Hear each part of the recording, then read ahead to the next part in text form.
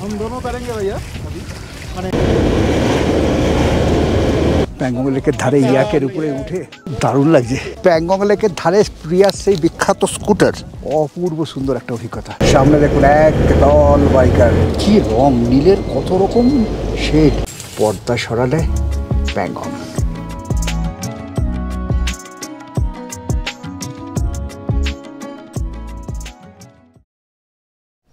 Good morning from Hunder. এই হুন্ডারে আমরা আছি স্নো লেপার্ড ক্যাম্পে। ক্যাম্পের সামনের দিকটা হচ্ছে অ্যাপ্রিকটের বাগান, আপেলের বাগান, আর তার সাথে আছে পপলার গাছ। এই দিকটায় কিন্তু এনাদের সবজি চাষ হচ্ছে, অর্গানিক সবজি। আজকে মে মাসের 27 তারিখ আমরা হুন্ডার থেকে যাব প্যাংগং লেক। 162 কিলোমিটার মতো রাস্তা মোটামুটি ভালো। ননস্টপ গেলে 5-5.5 ঘন্টার মতো সময় লাগে, কিন্তু আমাদের তো লাঞ্চ করতে হবে, টয়লেট ব্রেক আছে, ইত্যাদি ইত্যাদি। তাই আরও 2 ঘন্টা অ্যাড করে নেওয়াই যায়, 7 ঘন্টার মতো সময় লাগবে। আজকেও কিন্তু আকাশটা চকচকে নীল আকাশ। আর এখানে ডাইনিং রুমে ব্রেকফাস্ট শুরু হয়ে গেছে। আজকে ব্রেকফাস্টে রয়েছে ধোঁয়া বেরোচ্ছে, নানপুরি, তার সাথে চানা মশলা, চা নিশ্চয়ই থাকবে। আর আমি দেখতে পাচ্ছি ওখানে মিষ্টির প্যাকেট খোলা হচ্ছে, হলদিরামের লাড্ডু। তাহলে লাড্ডুটা ব্রেকফাস্টই দেবে নিশ্চয়ই। আজকে খুব সুন্দর রোদ রয়েছে, হালকা ছেঁড়া এক মেঘ সেটাও রয়েছে। এইখানে বেশ আরও কয়েকদিন থাকা যায়, চুপচাপ বসে থাকবো, সে ভাগ্য তো আর নেই। এই সব হচ্ছে অ্যাপ্রিকট গাছ। বেশ, গাড়িতে গিয়ে বসি। আজকে আমাদের গাড়ি চেঞ্জ হয়ে গেছে। আমরা ছিলাম বি গাড়িতে, সেখান থেকে এখন চেঞ্জ হয়েছে ডি গাড়ি।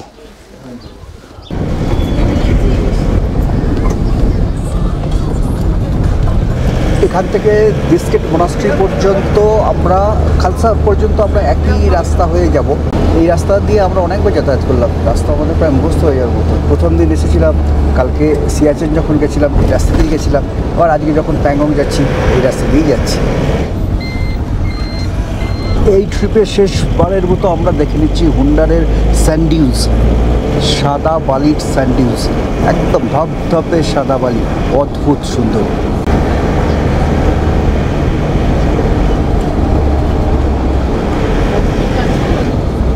আমাদের গাড়িতে প্ল্যান চলছে, কালকে সকালে সবাই প্যাংগংয়ে চান করতে যাবে। আমাদের যেখানে হোটেল, রাস্তা থেকে ঢাল নেমে যাচ্ছে প্যাংগং।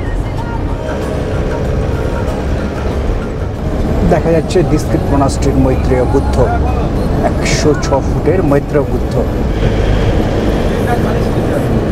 ওই সামনে যে গেট দেখা যাচ্ছে, ওইখান দিয়ে হচ্ছে ডিস্ট্রিক্ট মনাস্ট্রি যাওয়ার রাস্তা। আমরা গেছিলাম সেদিকে।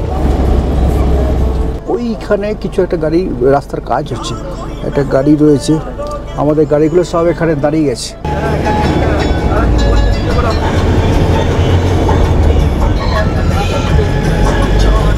এই যে এখানটাও কিন্তু অ্যাডভেঞ্চার স্পোর্টস কিছু হয়ে থাকে, যেটা এটিপি বাইক রাইডিং, এছাড়া আছে জিপ লাইন। যদিও হুন্ডারের যে এটিপি বাইক রাইডিংটা হয় সেটা অনেক ভালো, কারণ ওখানে শুধু স্যান্ডউইন্স আছে, সেই স্যান্ডউইন্সের উপর দিয়ে বাইক রাইডিংটা হয়।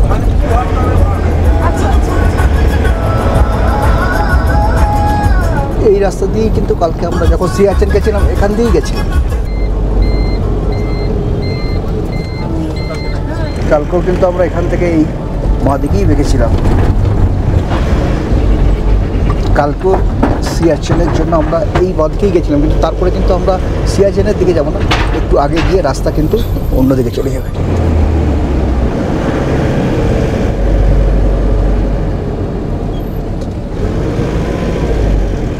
এই যে জায়গাটা তাস্তি, এখান থেকে জায়গা আলাদা হয়ে গেল। কালকে আমরা ওই পাশ দিয়ে সিয়াচেনের দিকে চলে গেছিলাম, আজকে কিন্তু আমরা এপাশে চলেছি প্যাংগংয়ের দিকে। সামনে পিঁপড়ের মতো সারি সারি বাইকাররা চলেছে, 1 2 3 4 5 6। আমি 6 জনকে দেখতে পাচ্ছি। সামনে ওদের আরও বড় গ্রুপ আছে। শার্ক নদীর উল্টো পাড়ে এসে গেছি কিন্তু আমরা। তাস্তি হয়ে ক্রস করলাম, কিন্তু আপনারা যদি খালসার হয়ে আসেন তাহলে এখান দিয়েও এই শায়ক নদীকে কিন্তু ক্রস করতে পারেন।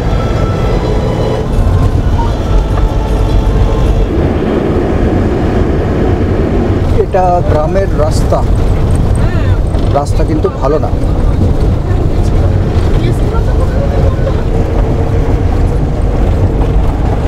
এখানে বাইকারদের রেস্কিউ ভ্যান, মানে যেখানে ওদের লাগেজগুলো ক্যারি করা হচ্ছে, বা কেউ যদি অসুস্থ হয়ে পড়ে তাকে ওই গাড়িতে তুলে নেওয়া হয়। একটা বাইক ট্রিপ যখন হয় তার পেছনে কিন্তু অনেক সাপোর্টিং টিমও থাকে। তো এখানে এই পুরো রাস্তাটা কাজ হচ্ছে, একেবারে সবুজের চিহ্ন নেই তেমনটা নয়, মাঝে মাঝে একটু আধটু গুল্ম জাতীয় গাছ রয়েছে, বাকি পুরোটাই রুক্ষ।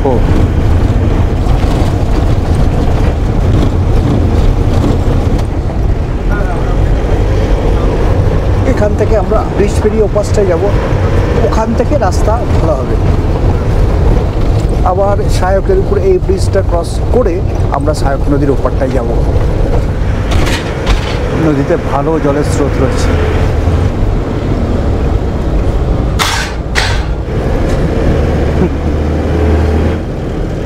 আবার আমরা ভালো রাস্তায় উঠে পড়েছি। সামনে দেখুন এক দল বাইকার।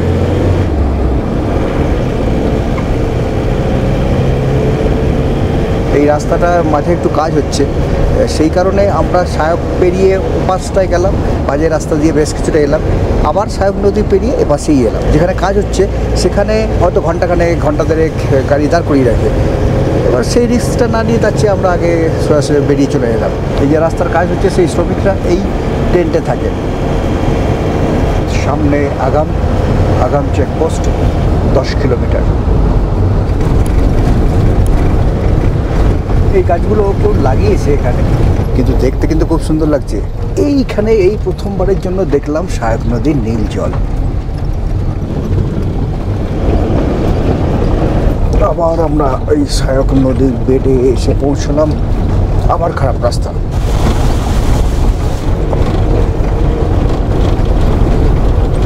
আগাম এখান থেকে আরও 6 কিলোমিটার। আবার আমরা এই ভালো রাস্তায় উঠে এসেছি। প্যাংগং এখান থেকে প্রায় 109 কিলোমিটার। রাস্তার এখানে ল্যান্ডস্কেপটা কি রোমান্টিক ল্যান্ডস্কেপ, সাদা ধপধপে বালি, আর তার মধ্যে যে ছোটো ছোটো গুল্ম জাতীয় গাছগুলো হয়ে রয়েছে, সেটা কোনোটা রং সবুজ, কোনোটা সোনালি, কোনোটা হলদে। অদ্ভুত সুন্দর রোমান্টিক একটা দৃশ্য। এখানে রাস্তা বেশ সুন্দর, খুব সুন্দর রাস্তা। দেখুন সামনে একটা চোর ট্রেন।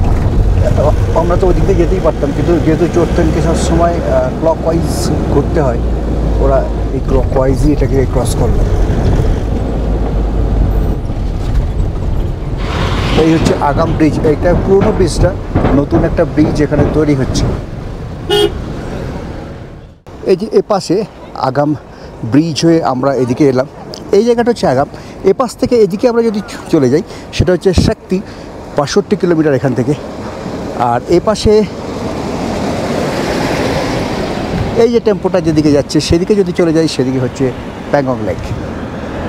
মানে এই রাস্তা ধরে যদি এগোনো যায় তাহলে ওয়ারিলা 33 কিলোমিটার, শক্তি চেকপোস্ট 62 কিলোমিটার, কারু 72 কিলোমিটার, আর 107 কিলোমিটার হচ্ছে লে। যারা আমাদের প্যাংগং লেক থেকে লে ফিরে যাবেন তারা এই রাস্তা হয়েই ফিরবেন। আর আমরা তো প্যাংগং লেক থেকে এগিয়ে যাব হানলের দিকে, হানলে থেকে সোমরিরি থেকে কেলাম, এদিকে শক্তি, এদিকে প্যাংগংস। এই জায়গাটা আগাম। একটু চায়ের ব্রেক, টয়লেট ব্রেক। প্রচুর বাইকার রয়েছে, সবাই এখানে একটু জিরিয়ে নিতে ব্যস্ত। আগামে কিছুক্ষণ দাঁড়িয়ে চা কোল্ড ড্রিঙ্কস খেয়ে আমরা এখন আবার এগিয়ে চলেছি প্যাংগংয়ের দিকে। এই আগাম থেকে রাস্তা দুদিকে বেরিয়ে গেছে, একটা চলে গেছে লের দিকে শক্তি চেকপোস্ট হয়ে, আর আরেক দিকে চলে গেছে প্যাংগং লেক।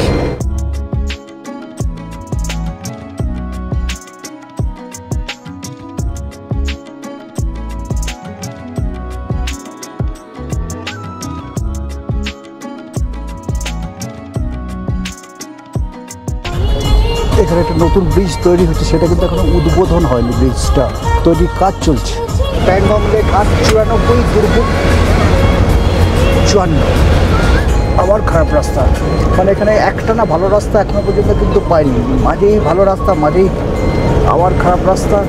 নিচে দিয়ে বয়ে চলেছে সায়ক নদী, জলের ভালো স্রোত রয়েছে। কিন্তু আজকে মে মাসের 27 তারিখ, গরম পড়েছে প্রচণ্ড, তারপরে বরফ উপরে খুব বেশি গলছে, নদীগুলোতে জলও অনেক বেশি।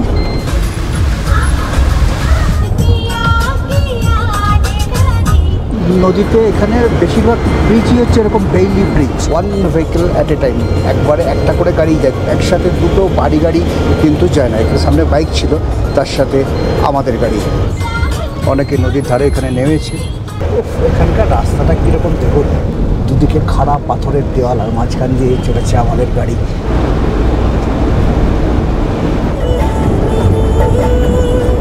তো এই উপর থেকে যে কোনো সময় পাথর কিন্তু করে নিচে আসতে পারে। শুটিং স্টোন জোন এটাকে বলাই হয়। শায়ক আর 21 কিলোমিটার লেখা আছে বটে, 1 ভেহিকল অ্যাট এ টাইম, কিন্তু এই ব্রিজ বেশ শক্তপোক্ত। শায়কের উপরে ব্রিজ 60 নদীর। আবার অন্য পরে আমরা এখানে এলাম দুর্বুক, এখান থেকে 38, শায়ক 20 কিলোমিটার। বরফ গলা জল রাস্তার উপর দিয়ে নদীর মতো বয়ে চলেছে। যত বেলা বাড়ে, গরম বাড়ে, বরফ তত বেশি গলে, জল তত বেড়ে চলে। একটা একটা করে গাড়ি এই জল ক্রস করছে।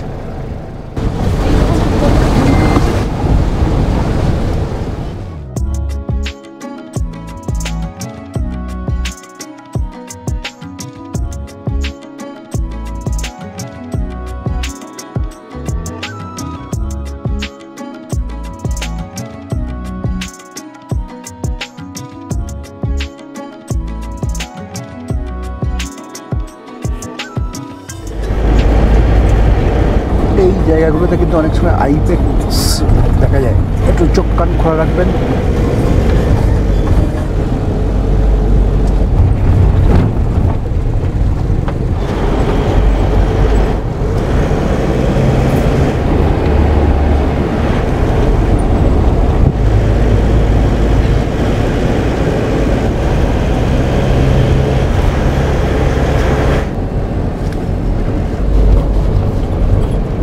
আমাদের পাশে কিন্তু একটা ছোট্ট নদী বয়ে চলেছে, খুব একটা চওড়া নয়, কিন্তু জলের রঙটা খুব সুন্দর। দুপাশে ঝোপঝাড়, গুল্ম জাতীয় কিছু গাছপালা হয়ে রয়েছে। নদীর নাম দুর্বুক।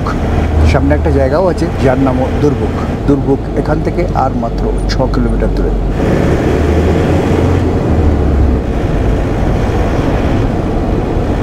এখানে বেশ কিছু রেস্টুরেন্ট রয়েছে। একটা রেস্টুরেন্টের অদ্ভুত সুন্দর নাম রুক্রুক রেস্টুরেন্ট।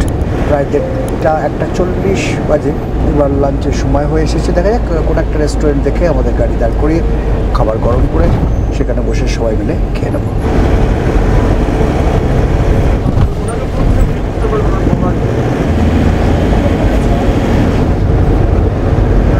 ये सब मिलिट्री का रहने का जगह है।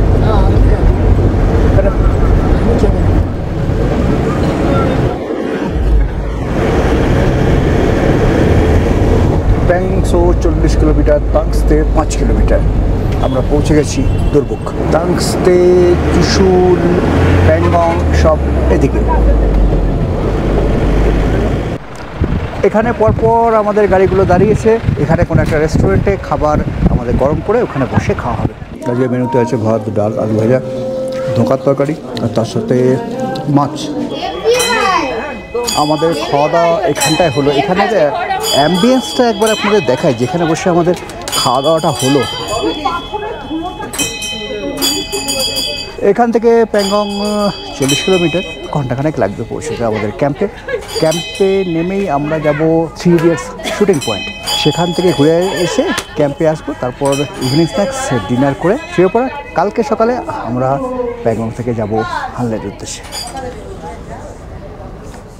দুর্বুক থেকে আমরা এগিয়ে চলেছি প্যাংগংয়ের দিকে। 40 কিলোমিটার রাস্তা। প্রথমেই পড়বে তাংসি, তারপর চুশুল। এই চুশুলে একটা ওয়ার মেমোরিয়াল আছে, যদিও আর ওয়ার মেমোরিয়াল আমরা দেখবো না। তারপরেই হচ্ছে প্যাংগং লেক। 134 কিলোমিটার লম্বা এই লেক। এর 40% ভারতের মধ্যে, 50% তিব্বতের ভেতরে, আর বাকি 10% নিয়ে ভারত এবং চীন এর মধ্যে বিরোধ রয়েছে।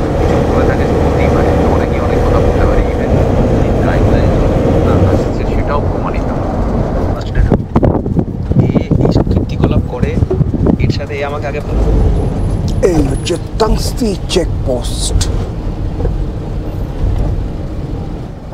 Ladakh police checkpost তাংসি।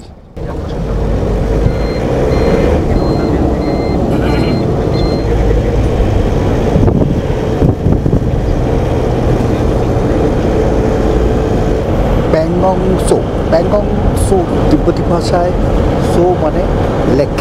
ভারত এবং চীনের সীমান্ত রেখায় অবস্থিত একমাত্র নোনা জলের লেক এবং ভারতের সবচেয়ে উচ্চতম লেক এই প্যাংগং লেক। এই লেকের অন্যদিকে চীন। সমুদ্রপৃষ্ঠ থেকে এই প্যাংগং লেক 13,862 ফুট, মানে প্রায় 14,000 ফুট উচ্চতায় অবস্থিত, 134 কিলোমিটার লম্বা। কিন্তু অনেকটা লম্বা হলেও এই লেক কিন্তু বেশি চওড়া নয়। সবচেয়ে বেশি চওড়া এই লেকটা হচ্ছে 5 কিলোমিটার, বাকি জায়গায় তার থেকেও কম চওড়া। এর গভীরতা সব থেকে বেশি, যেখানে 328 ফুট। এই প্যাংগং লেকের প্রায় 50% চীনের অধিকারে, ভারতের দখলে 40%, আর বাকি যে 10% সেটা নিয়ে ভারত এবং চীনের মধ্যে মতবিরোধ রয়েছে। এটা হচ্ছে ডিফ্যাক্টো বাফার জোন। আর কিছুটা এগোনোর পরেই, আর কিছুটা বলতে এখনও প্রায় 25 কিলোমিটার পর্যন্ত গেলে আমরা প্যাংগং লেকের প্রথম দর্শন পাবো। এবং এই প্যাংগং লেককে আমরা কিন্তু দেখব প্যাংগং লেকের একেবারে পশ্চিম প্রান্তটা। প্যাংগং লেকের যে পূর্ব প্রান্তটা সেটা কিন্তু চীন দেশে অবস্থিত। রাস্তা কিন্তু সুন্দর, দুর্দান্ত সুন্দর রাস্তা।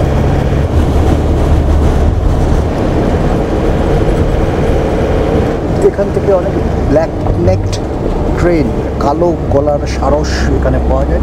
এটা তার ভিউ পয়েন্ট। এখানে এই জল আছে বলে ওই সারসগুলো এখানে ঘুরে বেড়ায়।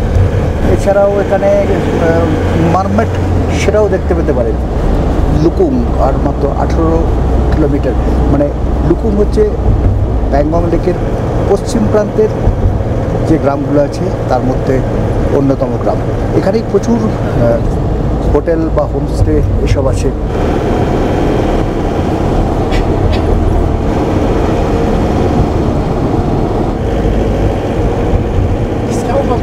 পাহাড়ি গাদা অনেকগুলো চড়ে বেড়াচ্ছে, অনেকগুলো। ওই যে মাঠের মধ্যে চড়ে বেড়াচ্ছে। সব মিলিয়ে গোটা 20-25। এখানে মারমেট অনেক পাওয়া যায়। রাস্তার ধারে চোখ রেখেছি, কিন্তু ওরা এমনভাবে মিশে থাকে আমাদের এই অনভ্যস্ত চোখে ওদের ধরাটা বেশ মুশকিল। এই যে সামনে এখানেও বেশ কিছু এরকম বুনো গাধা চড়ে বেড়াচ্ছে। লুকুঙ্গা 10 কিলোমিটার।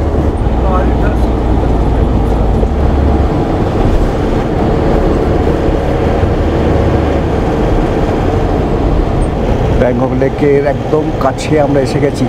একটু পরেই হচ্ছে Pangong lake first view.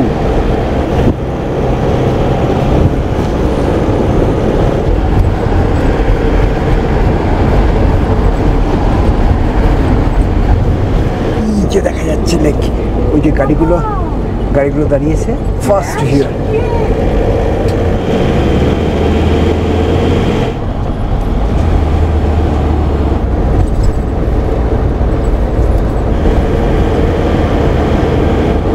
Welcome to model village ফোপরাং।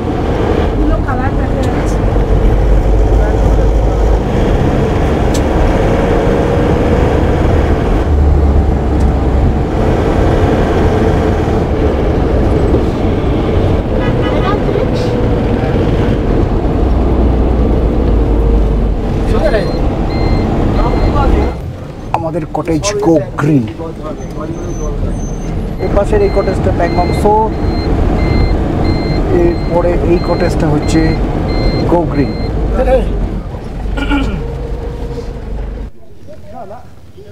আজকে আকাশে মেঘ আছে। আজকে যদি মেঘটা না থাকতো তাহলে বোধহয় আরেকটু ভালো দেখা যেত। এই দিকটায় ঠিক নীল আসছে না, রংটা কিন্তু একটু কালো কালো আসছে। ভারতবর্ষের সব থেকে উঁচু নোনা জলের হ্রদ, প্রায় 14,000 ফুট। এই গো গ্রিন কটেজ, এখানে আমাদের বড় লাগেজগুলো জাস্ট নামিয়ে দেওয়া হলো। ছোটো লাগেজগুলো এখনও কিন্তু এই গাড়ির ভেতরেই আছে। এখান থেকে আমরা সোজা যাব 3 ইডিয়টসের যে শুটিং পয়েন্ট সেইখানে। প্রচুর কটেজ, প্রচুর। আর এইখান দিয়ে ওই উপরে যাওয়ার রাস্তা। কি রং, নীলের কত রকম শেড। আজ 27শে মে 2025 আমরা এসেছি প্যাংগং লেকে। কিন্তু এই প্যাংগং লেকে 1999 সালের আগে পর্যন্ত ট্যুরিস্টদের আসার কোনো পারমিট দেওয়া হতো না। 1999 থেকে এখানে পর্যটন চালু হয়। ওই যে দূরে ওইখানটায় দেখা যাচ্ছে 3 ইডিয়টসের শুটিং পয়েন্ট। শুটিংটা ওখানেই হয়েছিল।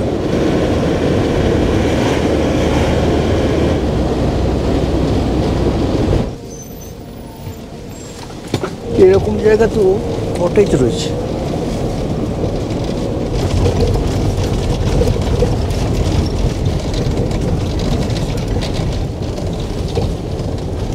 গাড়ি আমাদের এখানে নামিয়ে দিয়েছে, আর এখান থেকে সামনে দেখা যাচ্ছে পুরো প্যাংগং লেক। তার আগে এখানে আই লাভ প্যাংগং একটা সাইনেজ রয়েছে, তার সামনে দাঁড়িয়ে সেলফি তো নিতেই হবে।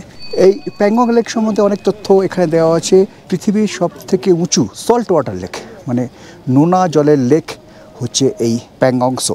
4350 মিটার উচ্চতায় অবস্থিত এই Pangong lake. The administration of union territory of Ladakh, department of tourism লে, তারা জানাচ্ছে এই প্যাংগং লেকের দৈর্ঘ্য হচ্ছে 160 কিলোমিটার। তার 1/3 হচ্ছে ভারতবর্ষে, বাকি যে 2/3 সেটা হচ্ছে তিব্বতে। Pangong lake one of the most famous lake in Leh Ladakh. এর খ্যাতি এখানকার এই চেঞ্জিং কালারের জন্য, কখনো নীল, কখনো সবুজ এবং কিছু কিছু সময় লালচে। এই প্যাংগং লেক পৃথিবীর সব থেকে উঁচু নোনা জলের লেক। কিন্তু যেটা আশ্চর্য লাগে যে এই প্যাংগং লেক প্রায় 14,000 ফুট উঁচুতে, তাহলে পাহাড়ের এত উঁচুতে নুন এলো কোথা থেকে? নুন তো সমুদ্রের জলে থাকে, এখানে তো সমুদ্র নেই। লক্ষ লক্ষ বছর আগে মাটির নিচে ইন্দো অস্ট্রেলিয়ান প্লেট আর ইউরেশিয়ান প্লেট, তাদের মধ্যে সংঘর্ষ হয়। এই সংঘর্ষ কিন্তু একদিনে হয়নি, হাজার হাজার বছর ধরে একটু একটু করে হয়েছে। এই কলিশন মানে সংঘর্ষ যখন চলছিল, তখন অস্ট্রেলিয়ান প্লেটকে পেছনে ফেলে ইন্ডিয়ান সাবকন্টিনেন্ট এগিয়ে যায় কলিশন পয়েন্টের দিকে। এই জায়গাতে তখন ছিল সমুদ্র, যে সমুদ্রের নাম তেথিস সি, মানে যে সমুদ্র থেকে হিমালয়ের সৃষ্টি। সমুদ্র মানেই লবণাক্ত জল। ভূগর্ভের এই সংঘর্ষের ফলে তেথিস সির জল বঙ্গোপসাগরের সাথে মেশে। এর ফলে এখানকার জল বে অফ বেঙ্গলে চলে যায়, আর এখানে পড়ে থাকে শুধু নুন। দেখুন লেকের এখানে এই যে যতগুলো গর্ত আছে না, এই গর্তগুলোর ভেতরে ইঁদুর রয়েছে। এগুলো ইঁদুর নাকি মারমেট বুঝতে পারছি না। 1999 সাল পর্যন্ত ভারতের কোনো নাগরিকের প্যাংগং লেক দেখার অনুমতি ছিল না। 1999 থেকে প্যাংগং লেক দেখতে যাওয়ার অনুমতি দেওয়া শুরু হয়, কিন্তু এখনও পর্যন্ত লে ডেপুটি কমিশনারের অফিস থেকে ইনার লাইন পারমিট নিয়ে আসলে তবেই প্যাংগং লেকে আসা যায়। প্যাংগং লেকের সবচেয়ে কাছের গ্রাম হলো লুকুং, স্প্যামিক ইত্যাদি। এই গ্রামের মাত্র 7 কিলোমিটার পর্যন্ত পর্যটকদের যাওয়ার অনুমতি দেওয়া হয়। গুটি কয়েক ঘরবাড়ি, অল্প কিছু মানুষ এখানে বাস করে। প্রধান জীবিকা কৃষিকাজ। অল্প কিছু গেস্ট হাউস অবশ্য আছে, আর আছে 3 ইডিয়েট ছবির সেই স্কুলটা, দ্রুক পাদমা কার্পো স্কুল, যেটা তৈরি করেছিলেন বিখ্যাত সমাজ বিজ্ঞানী ফুংসুক ওয়াংডু। এখানে রয়েছে সেই 3 ইডিয়েটসের প্রিয়ার যে স্কুটার, সেই স্কুটারে চেপে এখন কিন্তু একটা সেলফি আমি নেব। 50 টাকা করে। প্যাংগং লেকের ধারে প্রিয়ার সেই বিখ্যাত স্কুটার, সেই স্কুটারে চেপে সেলফি।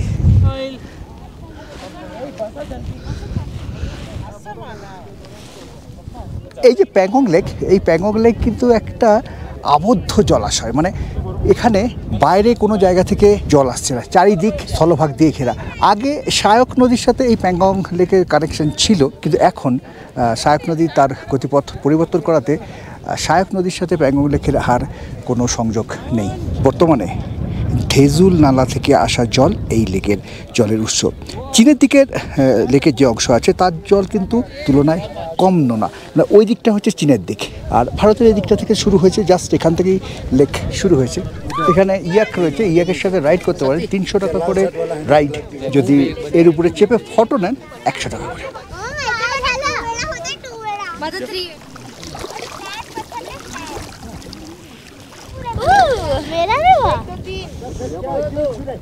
দেখি লেকের জল কেমন ঠান্ডা। ওরে বাবা, রীতিমতো ঠান্ডা।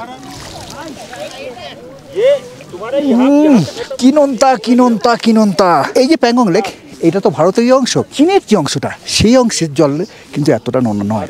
আর এখানে জল এতটা নোনা বলে এখানে কিন্তু মাছ কিছু পাওয়া যায় না, শুধুমাত্র শক্ত খোলাযুক্ত কিছু সামুদ্রিক, মানে শামুক টাইপের এই ধরনের কিছু প্রাণী এখানে থাকে। এছাড়া এই প্যাংগং লেকের জলে ব্রাহ্মণী হাঁস, সেটা কিন্তু দেখতে পাওয়া যায়। हम दोनों करेंगे भैया अभी, মানে প্যাংগং লেকের ধারে ইয়াকের উপরে উঠে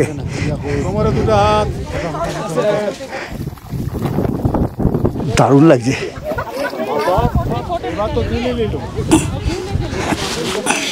100 টাকা করে দিতে হবে, কিন্তু দারুণ এক্সপিরিয়েন্স। এই যে প্যাংগং লেক, গালোয়ান সংঘর্ষের পর থেকে সতর্কতামূলক ব্যবস্থা হিসেবে ইন্ডিয়ান নেভির এখানে 12টা পেট্রোলিং বোট চলে।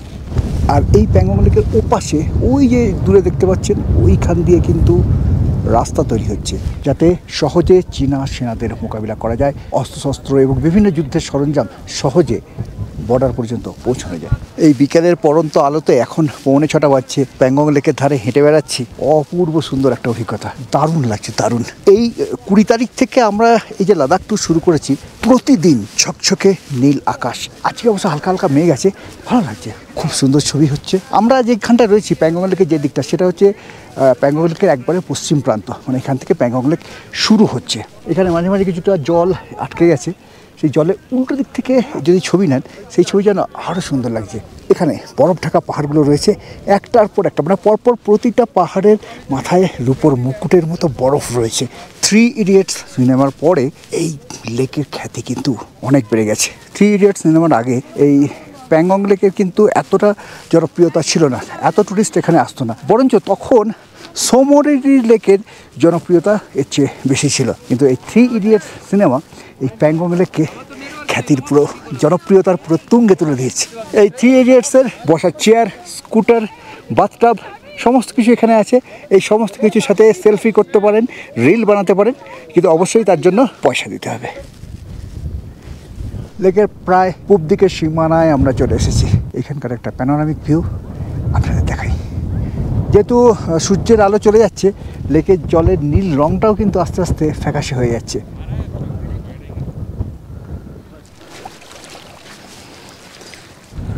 জোর হাওয়া দিচ্ছে, তারপরে দেখুন রীতিমতো ঢেউ উঠেছে প্যাংগং লেকের জলে। 27শে মে সন্ধ্যে 6:20, সূর্যের আলো কমে এসেছে। প্যাংগং লেকের জল নীলচে যে রঙ ছিল, এখন আস্তে আস্তে কালো রঙ হয়ে যাচ্ছে। বিকেল হওয়ার সাথে সাথে প্রচণ্ড হাওয়া চলছে, মানে কাঁপিয়ে দিচ্ছে। এই কদিন যে ঠান্ডা পাইনি আমরা, আজকে সেটাই পুষিয়ে দিচ্ছে। জগ তক হে চাঁদ, 3 ইডিয়টস সব শুটিং এখানেই হয়েছিল। এই প্যাংগং লেকে আমরা রয়েছি গো গ্রিন কটেজে। এই হচ্ছে গো গ্রিন কটেজ, এরকম পরপর ব্লক এদের রয়েছে। আমাদের যে কটেজ সেটা হচ্ছে 114 নম্বর কটেজ। এই হচ্ছে 114 নম্বর কটেজ, আমাদের কটেজ। চলুন কটেজের ভেতরটা দেখাই। ইয়েস, এই হচ্ছে কটেজ। কিন্তু 7টার আগে আলো জ্বলবে না, 10টার পরে আলো নিভে যাবে। বড় একটা, মানে 2টো খাট রয়েছে, 2টো সিঙ্গেল খাট জোড়া দেওয়া আছে, 2টো কম্বল দেওয়া আছে, ছোট্ট একটা টেবিল, আর এই আমাদের লাগেজগুলো এখানে রাখা আছে। যেটা এখানে একমাত্র ভালো, সব থেকে ভালো, সেটা হচ্ছে পর্দা সরালে প্যাংগং, এক জানলা প্যাংগং লেক।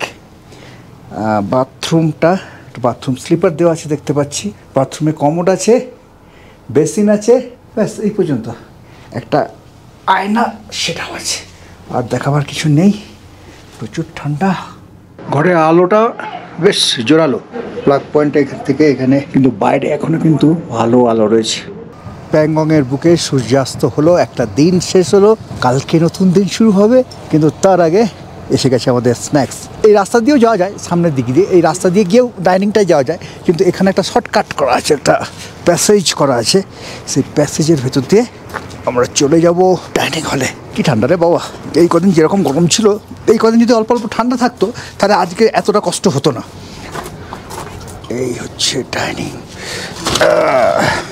সবাই এসে গেছে। আমরা ইভিনিং স্ন্যাক্সের জন্য এসেছি। ইভিনিং স্ন্যাক্সে আজকে আছে ফ্রেঞ্চ ফ্রাই আর তার সাথে কফি, কিন্তু ফ্রেঞ্চ ফ্রাইটা শেষ হয়ে গেছে, আবার ভাজছে ওরা। কফিটা দিয়ে গেল, কফিটা খাচ্ছি, বলতে বলতেই এসে গেছে ফ্রেঞ্চ ফ্রাই সাথে কফি। শুধু যে আলুটাকে ভেজে দিয়েছে তা নয়, এবারে একটু কায়দাও করেছে, একটু বেড ক্র্যাম্প এসব লাগানো হচ্ছে হালকা করে, না করলেও খারাপ হতো না, শুধু আলু ভেজে খেতেও ভালো লাগে।